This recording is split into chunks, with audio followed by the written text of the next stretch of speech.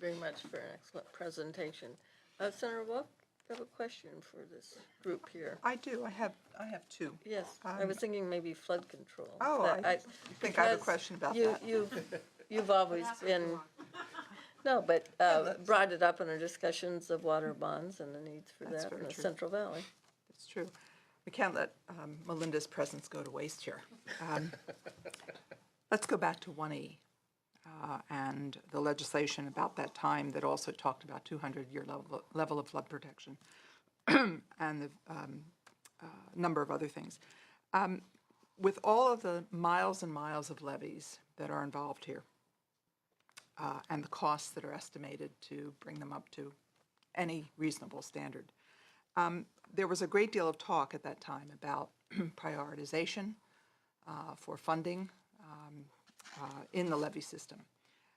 Do you think we've made any progress in the last 10 years on developing a prioritization for which levees ought to be, which ones we do first, and where, with limited funding, where we expend the funds? Yeah, I think that the development of the Central Valley Flood Protection Plan itself really helped do that, because there's multiple documents that actually make the plan itself. And one was a description of the system and the status of the system. And so that's why I say between that and then since then the plan, we've also been doing some regional planning where then the regions have been able to really identify where they think the weakest links are, if you will, and where they would prioritize their funding from a regional. So that's going to feed back into the 2017 update. Which is planning to focus more on the funding part, because they kind of just identified a big number, but without any plans for how to go about it. So that's really going to help do that. As you know, the 2009 Delta Reform Act required the Delta Stewardship Council to make recommendations on prioritizing the Delta levy funding. And they're in the progress of working on their Delta levy investment strategy. They're looking at doing more than just a mere recommendation, though. They're trying to develop something they'll adopt as a regulation. And they've just extended their timeline by a year, though, because they're still working on a methodology tool to look at that. And we had some concerns of the direction it's headed, but hopefully the extra year will give us some time to work with them a little bit more. But in the meantime, like I said, the Central Valley Flood Protection Plan, which does include portions of the Delta, I think has also really made advances through the documents that have been compiled so far. So let me just follow up briefly. So in your opinion, then the funding that was available in 2006 and the bit that's available, the 395 that remains, that has followed then the prioritization that's set out? Yeah, so it's not like a real, like you've got a document that's got the prioritization. Like I said, it was the status report that was done, from the state system and then the regions pulling together.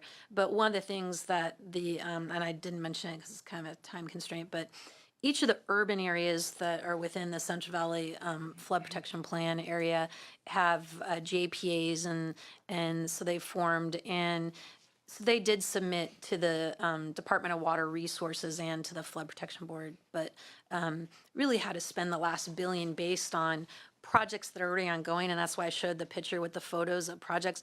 Some of those are like in phase 3 and 4 now, some are earlier. Like Stockton is at the earlier phase, so they haven't really started yet. So they're each phasing those along and trying to make sure that we're focusing, trying to get to that 200-year for those areas in particular. But at the same time, trying to share some of the money with our rural areas, because of course, as was mentioned earlier, they have a less ability to raise the amount of money that an urban would anyway. And so the state, because it operates as a system, if you have those weak links there in your rural areas, because you're focusing too much on the urban. So it's a balancing act. And unfortunately, then you've got your maintenance. It's no difference than your car or anything. It's like driving. Yeah, you fill up your tank, but then as you drive it, now you got to fill it up again. Well, it's the same thing. These levees, unlike levees across the nation that are only used sometimes when water comes up, ours have water on them all the time. And so it's a lot of maintenance that's quite different than the rest of the nation. Well, and with climate change, there will be increasing lengths. Yeah, and each time you get one of these storm events, even in 2006, it was really high water, high wind events. NOAA had all kinds of warnings. They really thought the Delta levees were going to fail. Thankfully, the investments we made through Delta subventions really have been working. But even though we didn't have any failures, we had over 50 erosion sites that needed repairs. So even though you may not see failures and think, ooh, it's okay, there's a lot of costs that go along with at least making sure that you repair what was damaged so that it doesn't get worse and more expensive, because as it gets worse, it's just as more expensive. Thank you for that. Brian, I wanted to ask you a question about restoration projects. You know that we've been trying to, one of the impacts of siting restoration projects is the removal from the tax rolls, which is something that we call payment in lieu of taxes, and there's an ongoing source of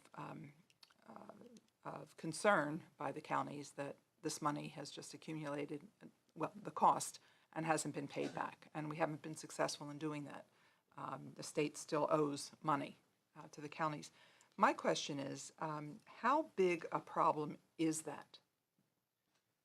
It's big. I don't believe in unpaid debts. Well, yeah, it But- doesn't but give, What I'm really asking is, how big a problem is that? And my sense has been that the rural counties, or the poorer counties where you cite a lot of these projects, it matters more to them. But I don't really know that. I'm really curious. yeah, our experience, and thanks for the question. Our experience is that it does matter, and you're right, the rural areas, it tends to be a lot more than others. And one of the things that we try to do at this point is really try to see first how important that is and what the political landscape is like, and try to identify what uses might be appropriate on land that is part of the land that is being protected, right? So that you could still try to get a benefit on that land, and therefore maybe we just have an easement and we're not buying that. So there are other ways to do it, and we've found it to be politically acceptable in some areas. You at least have to start there. But some easements still allow for the collection of the taxes. Right. And just so you know, they've not just affected the counties, the PILT that's owed, but also for our local agencies, we found the same thing, particularly as TNC may pay it. And I love the endowments, that's always important. But as they get transferred to the state, they stop paying. Fish and Wildlife does not pay assessments. Caltrans does not pay assessments. There's a lot of them that don't. There are a few that do. But that becomes a problem because particularly in these rural areas, as you were saying, now we have less land base to collect the assessment under 218. We can't subsidize these other areas, if you will, for that levy investment because we'll get challenged. So that's another one of those constraints, and that's why I said for some of these other general benefits, the state will need to figure out if those are the general benefits, we need to find a way to help fund those because we can't charge a flood protection assessment for a general benefit. Only for the mitigation we can, but. That's all the questions I have. I just wanted to make a comment to Mr. Arias about the Region 9 water policy summary. I was very pleased to see number 6, the maximizing its existing storage. The chair and I have certainly emphasized we have a great many dams that exist now that are far below their existing capacity because of silting and other issues. Sediment. Seismic retrofit, I mean, all sorts of Yes. things that would happen, that would be a very efficient use of public dollars. So I was very pleased to see that from ACE. And I think that reference, by the way, it's even broader than what projects could we undertake, like desilting. I think it's also if you had better weather forecasting, so you'd get more usage of the storage you have, so you're not holding flood space unless you need it, and so on. Good point. And he pointed out that our grade for levies from 2006 was an F, went up to a D in 2012. And I'm assuming it's because of that $4 billion that we've been working on. So, hey. Page 22, there's a section on levies. It agrees with everything she said, and the grade did go up from an F to a D. Well, we'll talk to you after El Nino. I can just, I can just hear the parents say, so. Yeah. I guess it's never good enough, you know? You have 5 A's and 1 C, and they want to know why the C. Anyway, thank you very much. I just had one sort of generic question, each 5 of you, and before I let you go. And thank you very much for your presentations, because you helped really pinpoint some of the unmet needs in a variety of ways in areas of your expertise. But what do you think is the largest impediment to achieving a more appropriate funding for your water programs that you cited? What is the biggest obstacle in your way? And if you could just articulate it, other than just money, maybe you have a solution that comes with that too. I don't have a solution. I'll just say mine really quickly because it's different than theirs.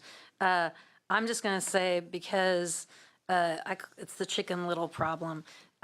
People, including whether it's the legislature or just the general public, because you guys are just following what the public is kind of looking for at the moment. As soon as the scare goes away, if you will, after the flood, like I said, then we get that drop off until the next one comes. And so Or a bigger we end up just in crisis a feast or famine sort of thing based on the status of emergencies, unfortunately. It's just, and that's human psychology. So I just think really it's don't know how all to, state because we saw that in the agencies, fires yeah. too. You know, for 5 years after the fire, people were good about keeping it clear around their homes. By the 5th year, it's never going to happen again, you know, and so. So Laura?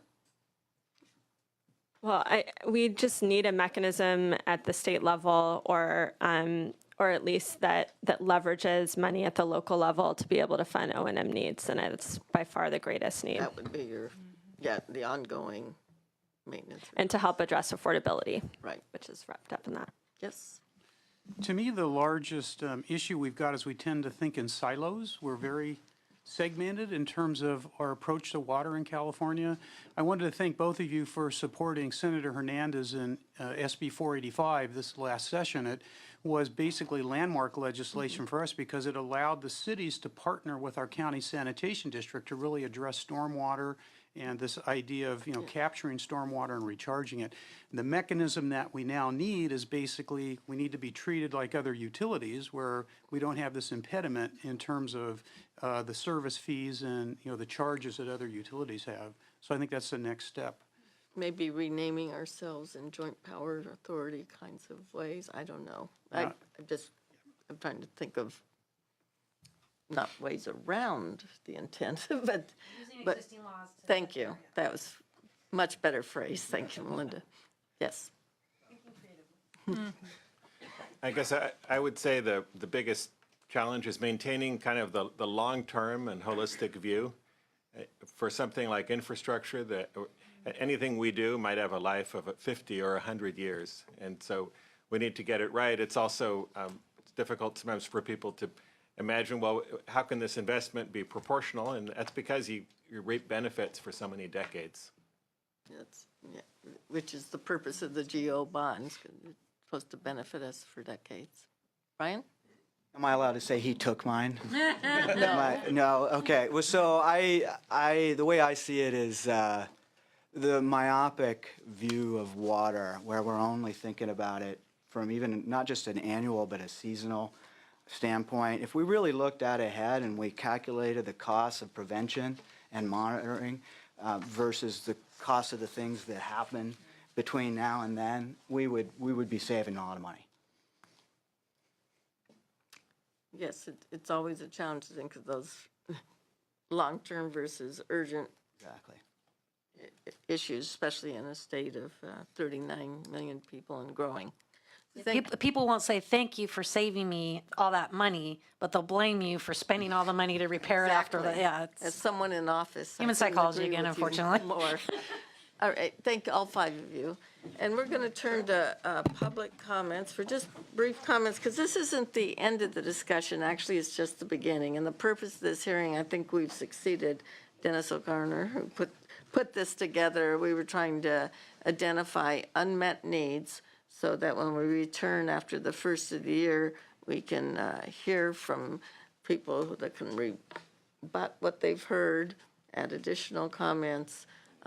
Again, anything you'd like to submit also in writing for our review, we welcome that too. Are there some people here that want to make some brief comments now? Come on forward. Anyone else? Please join her at the table. We're going to go right on through, maybe 2 minutes or so each, if that's all right. Anyone else coming up? No? People just leaving? Okay. Hello. Hi. Name, please. Hi, my name's Liz Mansfield. I'm a director of the Sierra Waterwork Group.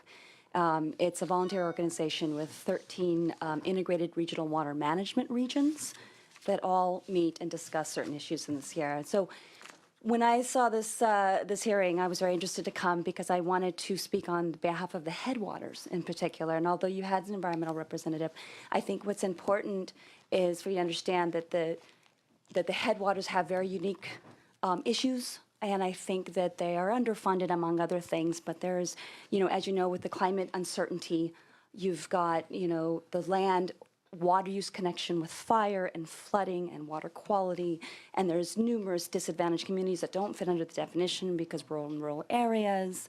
There is, as Lester said, the data collection needs. We're interested in dredging and looking at the existing reservoirs. There's no funding for that. The connection between the investment, investing in the watersheds and what the state of California gets out of that is still an uncertainty. It's an unknown that we need to get more information about. 60% of the water is coming from there. Snowpack.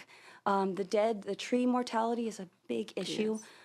We don't really know how that's going to impact our water supply and the flooding issues and the water quality and, of course, more catastrophic fires. So I just wanted to get that on your radar, the headwaters, which headwaters are across the state. I can't speak for all the headwaters, but I can for the Sierra and the Cascades. They are underfunded, and we don't have the policies or the support from the state or the federal government to address the issues. Good point. Thank you for staying. Appreciate your comments. Anyone else? If not, thank you very much for attending this informational hearing. I want to thank Senator Woke for joining me here, and I apologize for being late. And I wanted to thank Dennis O'Connor with my policy staff for putting this all together. And so have a great Thanksgiving. Thank you for coming.